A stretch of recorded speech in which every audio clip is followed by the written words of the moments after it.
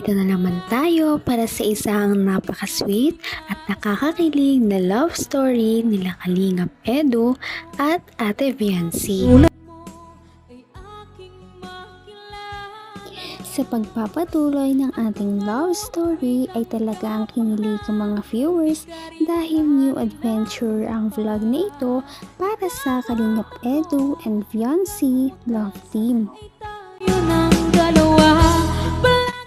Napadalaw nga si Kalingap Edu sa bahay nila Viancy upang ipaalam siya dahil may pupuntahan nga sila noong araw na yon. Hindi niya pa sinabi kung saan ito, ngunit pinaalam niya sa kanyang papa na may pupuntahan muna sila ng saglit at ihahatid niya din daw si Viancy pauwi.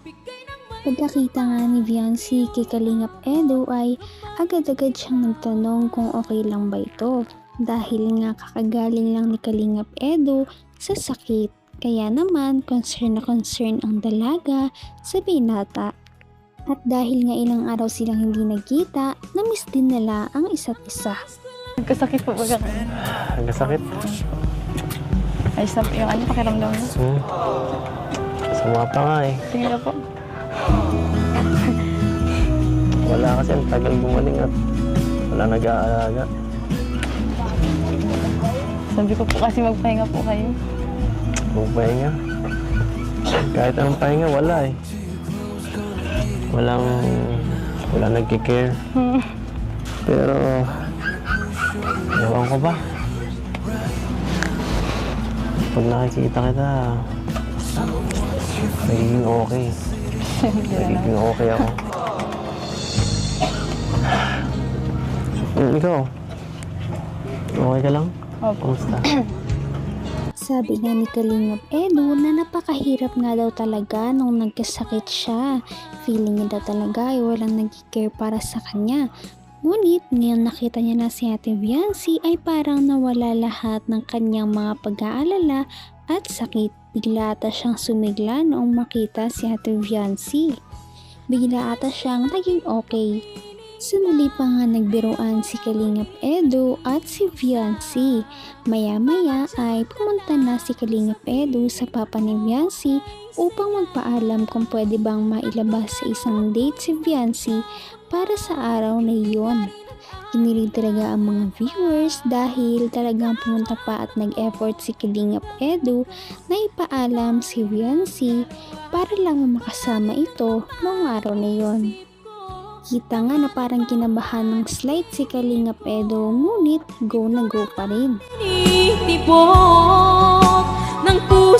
Kung i-ano muna si Viancy, ilabas, parang sana. Kung pwede lang po. Ay, pwede lang po. Sige, salamat po. Mabilis lang naman po.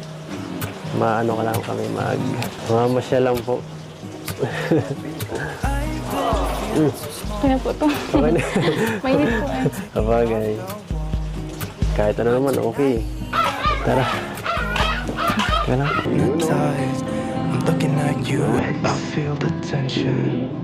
You know.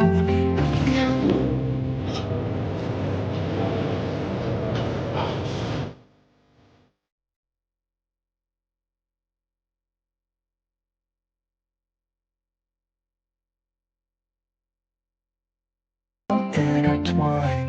I'm looking at you and I feel the tension. You know this. Pagdarating nga nila sa venue ay talagang nagulat si Viancy dahil hindi naman daw siya prepared na ganun pala ang date nila noong araw na yon. Dahil nga ito ay hindi pangkaraniwang date na kung saan ay kakain lang sila. Dito ay nagkaroon sila ng isang couple photoshoot. First time nga lang daw ito ni Viancy kaya naman talagang kabang-kaba siya sa mga mangyayari at hindi nga daw siya prepared. Sana naman daw ay sinabihan siya ni Kalingap Edu para makapag-prepare man lang kahit konti. Ngunit bawi naman ni Kalingap Edu na okay lang yon dahil kahit anong gawin sa kanya, kahit anong mangyari ay maganda talaga si Viancy at walang makapagbabago doon. Maya-maya pa kahit na hindi sanay ay talagang sumabak na sila sa kanilang photoshoot at kilig na kilig ang mga viewers dahil sa kanilang napakalakas na chemistry.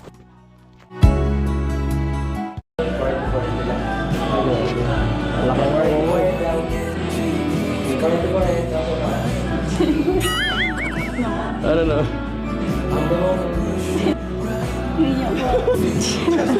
Sige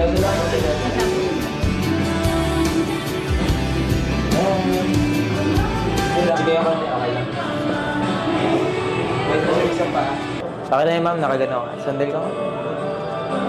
Konti lang, konti lang. Okay, good. Ready? 1, 2. Okay lang, nakawa ka sa balikat niya. Yan. Oh, sige. Sandal.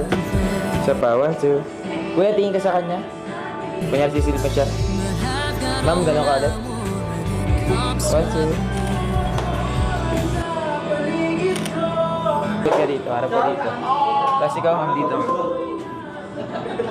Paano? Para yung shadow. Grabe naman sa level up ang kanilang date ngayon dahil talagang ang dami nilang mga sweet poses na magkasama. Kaya naman talagang kinilig ang mga viewers dahil sa kanilang mga ginagawa. Sabi nga ni Kalingap Edu na first time daw niya na makaharap si Viancy ng ganoon kalapit, kaya kahit na hindi siya masyadong kinakabahan palagi ay talagang kinabahan siya kanina noong nag-photoshoot na sila.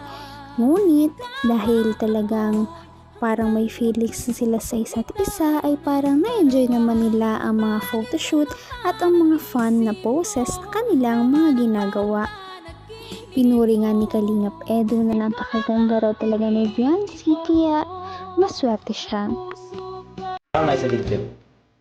Ito nasa harap. Yan, sa dibdib. Sa dibdib niya. Tapos ikaw si Mama Colin sa bayo. Sa bayo niya. Yan. Okay. Kunyari, ma'am, lapit ka ng konti. Parang aamin mo yung ilong. Yan. Okay. Parang aamin mo, kunyari, yung side. Yung side. Yung side. Side lang. Tapos sige ako konti dito. Hindi madigat, ha? Parang aamin lang. Okay. Good na yan. Medyo sige na. Okay na. Ilang po. Ganda ba? Hindi naiyak po ako sa inyo. Meeting ka ba? Naiyak po ako sa inyo talaga. Nahiya ka sa akin. Sinisip ko po. Kala ko ginulangan ka. Hanggang dun lang muna. Bawal yun. Pero grabe nakakaano ba?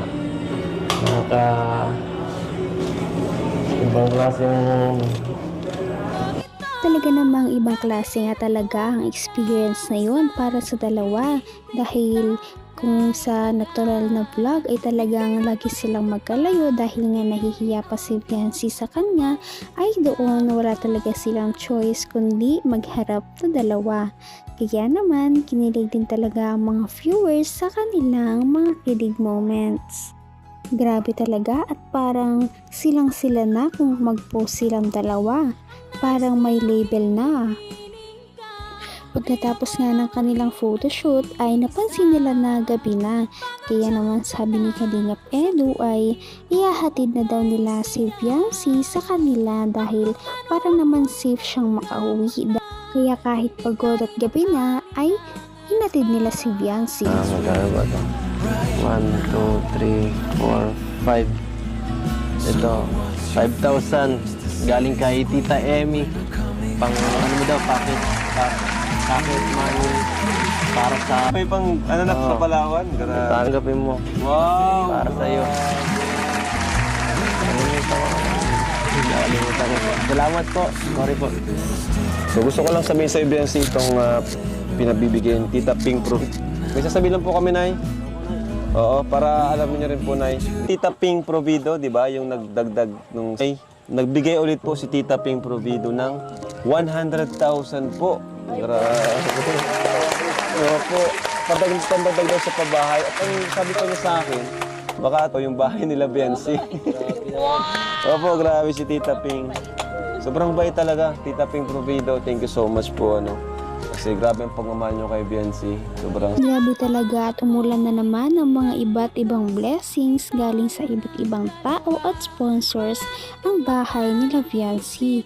Kaya naman tuwan-tuwa ito at ang mama ni Viancy. Dagdag pa ang balita na sinabi ni Kalinga Prab na marami na naman ang dagdag ng talagang napakalaking halaga para naman sa bahay ni Viancy.